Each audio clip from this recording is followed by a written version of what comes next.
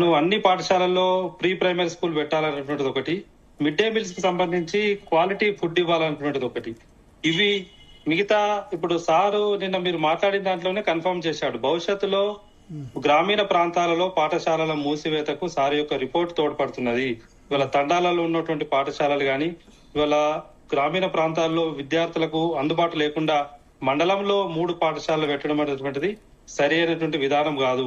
ఇప్పటికే 29 రకాల మేనేజ్మెంట్ నడుస్తున్నటువంటి సందర్భంలో మళ్ళీ అన్నిటికి ఒకటే మంత్రం అన్నట్టు తెలంగాణ మోడల్ స్కూల్స్ ను తీసుకురావడం 29 మేనేజ్మెంట్లు చేసి 2 రకాలు అంటాను అంటున్నాడు సార్. మోడల్ స్కూల్, ఇంకోటి ప్రీ ప్రైమరీ, అక్కడి వరకు అంతే అంటాను.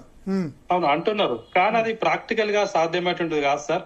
మనం ఇప్పుడు సార్ అన్నారు వియత్నాము, ఇంకా ఇతర దేశాలు, స్విట్జర్లాండ్, రకరకాల జర్మనీ, ఇట్లాంటి ప్రపంచ వ్యాప్తంగా చూసినటువంటి సార్.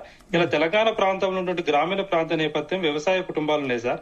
పిల్లలు వ్యవసాయ పనులు చేసుకొని స్కూల్ కు అటెండ్ అయ్యేటువంటి ఒక పరిస్థితి ఉన్నది.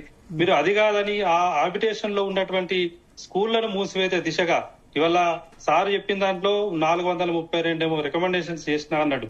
అందులో ఇది ఒక్కదాన్ని హైలైట్ చేసి జీతాలకు సంబంధించి దాన్ని బయటకు తీసుకొచ్చి ఉపాధ్యాయుల యొక్క మనోస్థైర్యాన్ని దెబ్బతీయడం గాని, సమాజంలో దోషులుగా నిలబెట్టేటువంటి ఒక ప్రయత్నం అటు ప్రభుత్వము ఇటు మురళి గారు కూడా చేసినట్టుగా మా అభిప్రాయం ఉన్నది సార్.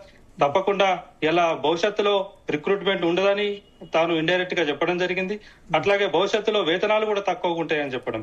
ఇలా మానవ వనరులను సృష్టించేటువంటి ఒక సమాజానికి మంచి పౌరులను అందించేటువంటి ఉపాధ్యాయునికి ఒక గౌరవప్రదమైన వేతనాలు ఉంటే, గౌరవప్రదమైన వేతనాలు ఉన్నట్టయితే సమాజంలో ఉన్నటువంటి విద్యార్థులు గాని, మిగతా ఆస్పిరెంట్స్ మంచి ఇలా సాఫ్ట్వేర్ సైడ్ పోకుండా ఇలా టీచింగ్ సైడ్ వచ్చి ఒక నాణ్యమైన విద్యను అందించేటువంటి అవకాశం ఉంటుంది.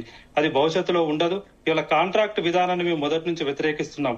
అదే కాంట్రాక్ట్ పద్ధతిలో ఇలా నియామకాలు జరిగేటువంటి అవకాశం మళ్ళీ ఈ రిపోర్ట్ ద్వారా ఉన్నది.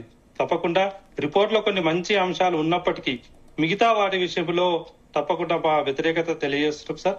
ఈ శాలరీస్ కు సంబంధించి చర్చను తీసుకురావడం, ఇలా సమాజంలో మాకు హక్కులను ఇలా రాజ్యాంగ పరంగా రావాల్సినటువంటి పిఆర్సీ, డిఏలు వాటి రాకుండా ఇలా సమాజంలో ఉపాధ్యాయులను చులకన చూసే విధంగా ఇలా మిగతా ఉద్యోగులు కూడా ఉన్నారు. అందరితో సమానంగా మాకు వేతనాలు ఉన్నాయి తప్ప ఇలా ఉపాధ్యాయులకు సపరేట్ అంటూ ఏం లేవు. ఇలా 28 సంవత్సరాలు పనిచేస్తే ఒక్క ప్రమోషన్ వస్తుంది సార్.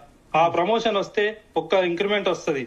దాన్ని కూడా ఇలా తప్పుగా ప్రజలకు ఎక్స్పోజ్ చేసే విధంగా ఇలా సమాజంలో ఉపాధ్యాయుని చులకన చేస్తే ఇలా సమాజంకు ఒక మంచి పౌరులను అందించేటువంటి ఒక అవకాశాన్ని కోల్పోతాం సార్. తప్పకుండా ఇవాళ ఆకునూరు మురళి గారు మరే ఆలోచించాలి. ఇలా ప్రభుత్వానికి తన నివేదిక ఇచ్చి ఉన్నాడు, కానీ ఆ ప్రభుత్వ నివేదికను ఇలా ఉపాధ్యాయ సంఘాలుగా మాకు ఒక కాపీ కూడా పంపించినటువంటి సందర్భం లేదు. దీని మీద ఒక వర్క్ షాప్ ప్రభుత్వం నిర్వహించాలి. ఒక స్పష్టమైన తెలంగాణ విద్యా విధానాన్ని ఇలా గ్రామీణ ప్రాంత నేపథ్యం ఉన్నటువంటి పిల్లలకు అందుబాటులో ఉన్న విద్యా విధానం ఉండాలి తప్ప తను చెప్పినట్టుగా స్విమ్మింగ్ పూల్ ఉండడమో, పెద్ద గ్రౌండ్ ఉండడమో, అట్లాంటి అవకాశాలను ఇలా మేము మొదటి నుంచి టీపీటీఎఫ్ గా డిమాండ్ చేస్తా ఉన్నాం.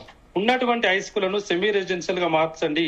ఇవాళ పిల్లలలో నిజంగా సైకలాజికల్ గా పిల్లలను హాస్టల్స్ లో ఉండడం వల్ల ఇలా సమాజం పట్ల గాని, తల్లిదండ్రుల పట్ల గాని ఒక ప్రేమపూర్వకమైనటువంటి వాతావరణం లేదు. వాళ్ళ ఒక మోరల్స్ తగ్గిపోతున్నవి. ఇలా టీచర్స్ మీదనే అసభ్యంగా ప్రవర్తించే విధంగా, దాడి చేసే విధంగా విద్యార్థులలో ఒక క్రమశిక్షణ లోపిస్తున్నది. దానికి కారణం ఇవాళ హాస్టల్స్ లో ఉండడం వల్ల ఒక మెరుగైన ఫలితాలు ఆశించడం సరైనది కాదు. తప్పకుండా తాను ఉన్న హ్యాబిటేషన్ లోనే మంచి సౌకర్యాలతోని ఇవాళ దీంట్లో ఒకటి ఉన్నది సార్. ఇవాళ పాఠశాల ఆకర్షణీయంగా ఉంటే విద్యార్థులు తప్పకుండా వస్తారు. ప్రభుత్వం ఏం చేస్తుంది? పిల్లలు లేరని టీచర్లు ఇస్తలేదు, టీచర్లు లేరని అక్కడ పాఠశాల నిర్మిస్తలేదు. అంటే ఇట్లా ఈ 2 రకాలుగా చేసి ఇలా ప్రభుత్వం ఉన్నటువంటి విద్యా వ్యవస్థను సర్వనాశనం చేసేటువంటి రిపోర్ట్ గానే మేము భావిస్తున్నాం. తప్పకుండా దీన్ని విస్తృత స్థాయిలో మీరు గత 4 రోజులుగా చర్చ పెట్టినందుకు మీకు ప్రత్యేకంగా కృతజ్ఞతలు మరియు ధన్యవాదాలు. సమాజంలో నిజంగా సార్ మేము గత 10 సంవత్సరాలుగా ఆ విద్యా వ్యవస్థ మొత్తము కుప్పగోలింది. ఇవాళ ఈ ప్రభుత్వం వచ్చిన తర్వాత వాళ్ళు మేనిఫెస్టోలో పెట్టిన విధంగా ఇలా ప్రభుత్వ విద్యను బలోపేతం చేస్తామని ఇలా ఏదైతే ప్రభుత్వం మేనిఫెస్టోలో పెట్టుకుందో ఇలా బడ్జెట్ 15% కేటాయిస్తాను వాళ్ళ మేనిఫెస్టోలో ఉంది. ఇలా విద్యా పరిరక్షణ కమిటీగా గానీ, ఇలా టీపీటీఎఫ్ గా గానీ మేము 20% డిమాండ్ చేశాం. అయినా మురళి గారు 18% ఇచ్చారు.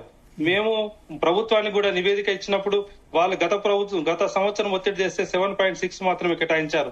మరి వాళ్ళు మేనిఫెస్టోలో పెట్టుకున్నట్టు విధంగా కేటాయింపులు కాదు, బడ్జెట్ లో ఎంత ఖర్చు పెడతారు ముఖ్యం, ఇంకా కేటాయింపులు తక్కువనే ఖర్చు పెడతారు సార్. బడ్జెట్ లో ఖర్చు కూడా దాన్ని ఏం చేస్తున్నారు సార్? ముఖ్యమంత్రి గారు కూడా అసెంబ్లీ సాక్షిగా చెప్పాడు, ఇలా మొత్తం కూడా జీతాలకే పోతున్నాయి అనే ఒక ప్రభుత్వం ఇలా ఉద్యోగులను ఉపాధ్యాయులు బదనాం చేసేటువంటి కార్యక్రమం ఉన్నది. తప్పకుండా మనం దాన్ని నిష్పక్షపాతంగా అసలు ఎన్ని మౌలిక వసతులు ఖర్చు చేస్తున్నారు, నిజంగా మౌలిక వసతులు ఉంటే తప్పకుండా పిల్లలు స్కూల్ కు వస్తారు సార్. మా దగ్గర ఒక పాఠశాల ఉంది, అక్కడ ఆ ఊర్లో 200 మంది పిల్లలు స్కూల్ గోయింగ్ చిల్డ్రన్ ఉంటే స్థానికంగా ఉన్న జడ్పీ స్కూల్లో 60 మంది మాత్రమే ఉన్నారు. మిగతా వాళ్ళందరూ రకరకాలటువంటి హాస్టల్స్ లో ఉన్నారు. పేరెంట్స్ అందరు కూడా గురుకుల పాఠశాలలో, రకరకాల పాఠశాలలో, కేజీబీల యొక్క ఉద్దేశం ఏంది, వాళ్ళ అక్కడ అడ్మిషన్స్ ఏ విధంగా జరుగుతున్నాయి, డ్రాప్ అవుట్స్ ని చేసుకోవాల్సిన కేజీబీలు అక్కడ క్వాలిటీ ఫుడ్ ఉందని పోతున్నారు తప్ప క్వాలిటీ ఎడ్యుకేషన్ ఉందని కాదు. ఇవాళ ప్రైవేటు నిజంగా మురళి గారికి చిత్తశుద్ధి ఉంటే, ఇలా ప్రైవేటైజేషన్ కు నిజంగా దాన్ని వ్యతిరేకించాలనుకుంటే ఇలా ప్రైవేటు పాఠశాలలో కట్టడి ఎక్కడ చేస్తున్నారు సార్? అశోక్ గారు ఏదో చెప్పాలనుకుంటారు, 30 seconds ఓన్లీ, క్లోజ్ చేయాలి. సార్ ప్రైవేట్ పాఠశాలల్లో వేతనాలకు మా వేతనాలకు కంపేర్ చేయడం నిజంగా దాన్ని తీవ్రంగా ఖండిస్తున్నాం సార్.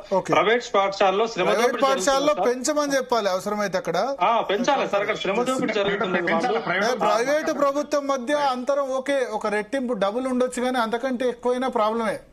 అవును సార్, సమాజంలో అన్రెస్ట్ వస్తుంది. ప్రైవేటు ప్రభుత్వం అక్కడ ఆల్రెడీ అన్రెస్ట్ ఉంది సార్, శ్రమ దోపిడీ జరుగుతున్నది. అక్కడ కూడా టెట్ క్వాలిఫికేషన్ మరి తేడా ఉండడం కూడా కరెక్ట్ కాదు, అక్కడ పెంచాలి, ఇక్కడ తగ్గించమని.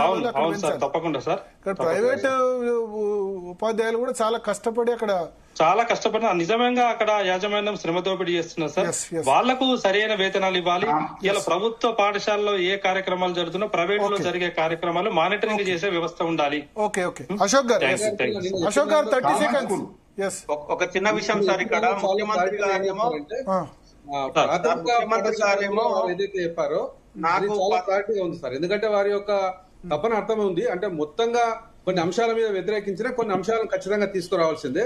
వాళ్ళ 10వ తరగతిలో కూడా, అంటే అది ప్రైవేట్ స్కూల్ కానీ అది ప్రభుత్వ పాఠశాల కానీ, కొంతమంది విద్యార్థులు అక్షర జ్ఞానం లేనటువంటి విద్యార్థులు కూడా కనిపిస్తున్న సందర్భం చాలా క్లారిటీగా చెప్పారు. ఇవాళ ప్రభుత్వ పాఠశాల కానీ ప్రైవేట్ పాఠశాల కానీ బలోపేత నాణ్యమైన తరగతి గది సామర్థ్యం పిల్లవాడికి రావాలంటే తప్పకుండా ప్రభుత్వ ప్రాథమిక పాఠశాల, అంటే ఇప్పుడు ఏదైనా ప్రాథమిక పాఠశాల మీద కాన్సన్ట్రేట్ చేయాలన్నాడు, అది చాలా మంచిది. ఇవాళ మరొకటి దానిలో లేనటువంటి అంశాన్ని కూడా నిన్న చర్చలో చెప్పడం జరిగింది. వారు ఫస్ట్ నువ్వు 1, 2, 3 తరగతులు వాళ్ళకు విషయం ఎందుకండి, వాళ్ళకు భాష మీద వాళ్ళ జ్ఞానం ఇవ్వాలి, వాళ్ళు మాట్లాడగలగాలి, అక్షర జ్ఞానం రావాలి. అట్లా వచ్చిన తర్వాత విషయం అనేటువంటిది ఆటోమేటిక్ అదే వస్తుందని కనుక వారు చెప్పిన దానిలో కొన్ని మంచి అంశాలు కూడా ఉన్నాయి. కానీ తెలంగాణ పబ్లిక్ స్కూల్ విషయంలో మాట్లాడినప్పుడు వారు చెప్పినటువంటిది ఏంటంటే ఇటు కేంద్రానికి సంబంధించింది కాదు, అది 5+4+3 అనేటువంటిది. ఇప్పుడున్నటువంటి 10+3+2 ఇప్పుడు 2+3 ఇప్పుడు ఉన్నటువంటి విధానం కాకుండా కొత్త విధానం తీసుకురావడం, ఇవన్నీ కూడా అంటే ఎల్కేజీ టు 12వ తరగతి పెట్టినప్పుడు కనీసంగా ఒక 10 ఎకరాలు కావాలంటే మండల కేంద్రంలో 10 ఎకరాలు అనేటువంటి దొరకదండి. అట్లా 10 ఎకరాలు దొరకకుండా 2 క్లస్టర్స్, ఒక మండలానికి 5 క్లస్టర్స్ ను పాఠశాలలు ఏర్పాటు చేయాలని, ఆ పాఠశాలని ఒక్క దగ్గర తీసుకొచ్చిన తర్వాత నిజంగా ఇవాళ మనం మాట్లాడుతున్నటువంటిది 21A కింద విద్యా హక్కు తీసుకొని వచ్చి ఇవాళ రైట్ గా ఒక విద్యార్థికి ఇచ్చిన తర్వాత ఇవాళ ఎన్సిటి ఆధ్వర్యంలో జాతీయ మేధావులందరూ కూర్చుని చేసిన తర్వాత ఏ ఒక్క విద్యార్థి దేశం లోపల విద్యకు దూరం కావద్దని చెప్పేసి ప్రాథమిక పాఠశాల నెలకొల్పిన సందర్భం లోపల దాన్ని మార్చాలంటే మురళి గారు ఒక నివేదికనిచ్చేసి ఇవాళ మార్చాలంటే సాధ్యమయ్యేది కాదు. చాలా క్లారిటీగా కేశవరావు గారిని మాట్లాడడం జరిగింది. నేను వారి ఇంటికి వెళ్ళినప్పుడు ఒక విషయం, ఇంటి నిండా పుస్తకాలు ఉన్నాయి, ఆ పుస్తకాల్లో కూడా చెప్పడం జరిగింది ఇవాళ ఒక తల్లిని గౌరవించాలి, ఒక తండ్రిని గౌరవించాలి, గురువును గౌరవించాలి అనేటువంటిది ఏ పుస్తకంలో ఉంది, పెద్ద బాల శిక్షలు ఉన్నటువంటి అంశాలు ఎక్కడైనా ఉన్నాయి, చాలా క్లారిటీగా చెప్పారు. వారిని చెప్పిన దానిలో కూడా 14 కమిటీలో ఇదొక కమిటీ. గతంలో అంబేద్కర్ ఇచ్చినటువంటి రాజ్యాంగంలో ఆ సందర్భంలో ఎన్ని కమిటీలు అయితే రాజ్యాంగ రచనా సంఘ అధ్యక్షులుగా ఉన్నటువంటి అంబేద్కర్ ఇవ్వడం జరిగిందో ఇవాళ అట్లాగే ఇవాళ అనేక కమిటీలు 14 కమిటీల యొక్క నివేదిక నాకు వచ్చింది. 14 నివేదికలో ఇదొక నివేదిక. థ్యాంక్ యూ ఎండ్ చేయాలి. థ్యాంక్ యూ రమేష్ గారు, అశోక్ సార్, అదేవిధంగా సదానంద్ గౌడ్ గారు, అదేవిధంగా అనిల్ కుమార్ గారు. సో చూద్దాం, అంటే నిన్న చాలా విషయాల మీద ఆకునూరు మురళి ఆయన విద్యా కమిటీ చైర్మన్ క్లారిటీ ఇచ్చారు. చూద్దాం, నివేదిక మొత్తం కొట్టివేయదగ్గది కాదు, బట్ దానిలో అన్నెసరీగా నేను కూడా ఆయనతో చెప్పాను ఓపెన్గా, మీరు ఉపాధ్యాయుల జీతాల గురించి పెట్టేది లేకుండా, అది లేకుంటే చాలా వేరే చర్చ జరుగుతుండే. శాలరీస్ తగ్గించాలి, కాంట్రాక్టు, ఇట్లా కొన్ని పెట్టడం వల్ల మీరు నిజంగా జెన్యున్ గా రికమెండ్ చేసిన దాన్ని కూడా తప్పుపట్టే పరిస్థితి అయిపోయిందని చెప్పాను. చూద్దాం ఏం జరుగుతుంది. కె కేశవరావు దాన్ని పరిశీలించమని చెప్పారు. సో ఆయన ఏం రికమెండ్ చేస్తారనేది రాబోయే రోజుల్లో తెలుస్తుంది. రైట్, ఇక నెక్స్ట్ టాపిక్.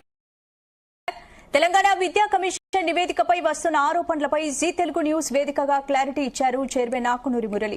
తనకు పిల్లల చదువులే ముఖ్యమని, టీచర్ల జీతాలు తగ్గించమని సిఫారసు చేయలేదని చెప్పారు. మురళి క్లారిటీ ఇచ్చినా టీచర్లలో ఆందోళన మాత్రం తగ్గడం లేదు. గ్రామీణ ప్రాంతాల్లో స్కూళ్లను మూసివేసే కుట్ర చేస్తున్నారని, జీతాలపై ప్రస్తావన ఎందుకొచ్చిందని ప్రశ్నిస్తున్నారు. విద్యా కమిషన్ నివేదికపై ఆకునూరి మురళి ఏమంటున్నారు, టీచర్ల రియాక్షన్ ఏంటో చూద్దాం. భరత్ కమిషన్ పై నివేదికపై క్లారిటీ ఇచ్చారు చైర్మన్, అయినా సరే ఉపాధ్యాయులు ఇంకా ఎందుకు ఆందోళన చెందుతున్నారు? అంటే క్లారిటీ జీతాల పెంపు ఇప్పుడు కాదు వచ్చే వాళ్ళకని చెప్పారు. మాట్లాడదాం. నిన్న మనతో చాలా విషయాలు పంచుకున్నారు ఆకునూరు మురళి. ఇంటర్వ్యూ కూడా చాలా మంది ఉపాధ్యాయులు చూశారు. ఎవరన్నా నేను ఇంటర్వ్యూ చూడని వాళ్ళు ఉంటే వాళ్ళకి యూట్యూబ్లో కూడా చూడొచ్చు. దాదాపు ప్రతి నివేదికలో ప్రతి అంశం మీద కూడా మనం డిస్కస్ చేశాం. సో మనతో పాటు ప్రస్తుతం కట్కం రమేష్ గారు ఉన్నారు, టీఆర్టీ నుంచి సదానంద గౌడ్ గారు ఉన్నారు, వాళ్ళతో మాట్లాడదాం. సో అదేవిధంగా అనిల్ కుమార్ గారు టీపీటీఎఫ్ ప్రెసిడెంట్, కట్కన్ రమేష్ గారు టీఆర్టీఎఫ్ ప్రెసిడెంట్, సదానంద గౌడ్ గారు యూటీఎఫ్ ప్రెసిడెంట్, అశోక్ సార్ కూడా జాయిన్ అవుతారు. ముందుగా కట్కన్ రమేష్ గారు నమస్కారం. సో నిన్న ఆకునూరు మురళి గారు చెప్పింది ఏంటంటే, ఇప్పుడు ఉపాధ్యాయుల జీతాలు తగ్గించాలని కాదు, ఇప్పుడు ఉన్న వాళ్ళది, నెక్స్ట్ ఫ్యూచర్ రిక్రూట్మెంట్ లో జరుగుతున్న వాళ్ళది దృష్టిలో పెట్టుకోవాలి, కాంట్రాక్ట్ పద్ధతిలో ఉండాలి, పర్మనెంట్ గా ఉండకూడదు. ఎందుకంటే వాళ్ళకు సెక్యూరిటీ ఉంటే మమ్మల్ని ఎవరు ఏం చేయలేరు అనుకుంటున్నారు, ఆ విధంగా ఉండకూడదని నిన్న జీ తెలుగు న్యూస్ కి ఇచ్చిన ఇంటర్వ్యూలో ఆయన చెప్పారు. మీరు కూడా చూసే ఉంటారు. సో మీరేంటి, ఆయన వివరణతో సాటిస్ఫైడా?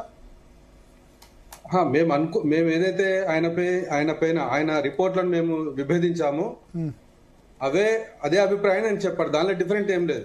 ఈ రోజు జరుగుతున్నటువంటి వివాదం ఏదైతే ఇవాళ మీడియాలో కానీ, ఇవాళ సమాజంలో కానీ, విద్యా వ్యవస్థలో కానీ ఉన్నదో, మేము ఏదైతే మాట్లాడినామో వారు అదే చెప్పారు. కనుక వివాదం లేదని ఎట్లా అనుకుంటాం, వివాదం ముగిసిందని ఎట్లా అనుకుంటాం?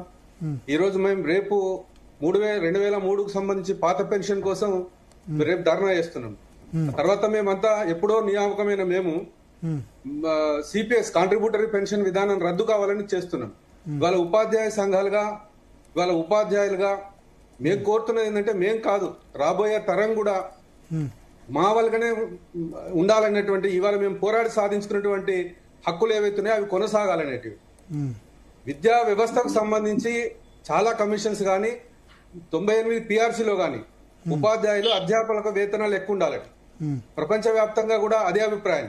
నిన్న ఒక ఇంటర్వ్యూలో హరగోపాల్ కూడా అదే అభిప్రాయాన్ని మేము కూడా చాలా క్లారిటీగా డిబేట్ లో చెప్పడం జరిగింది. ఇప్పుడు మాకు ఉపాధ్యాయుల వేతనాలకు సంబంధించి ఇప్పుడు సర్వీస్ టీచర్ల గురించి వారు ఏం మాట్లాడలేదు, నూతన ఉపాధ్యాయులకు సంబంధించి మాత్రమే వారు మాట్లాడినారు.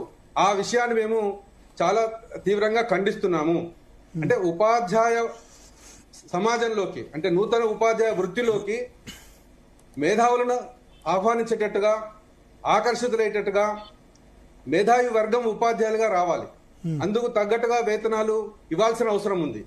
కానీ వారు సూచించినటువంటి విధానంలో రాబోయే ఉపాధ్యాయులకు సంబంధించి అని చెప్పినారు.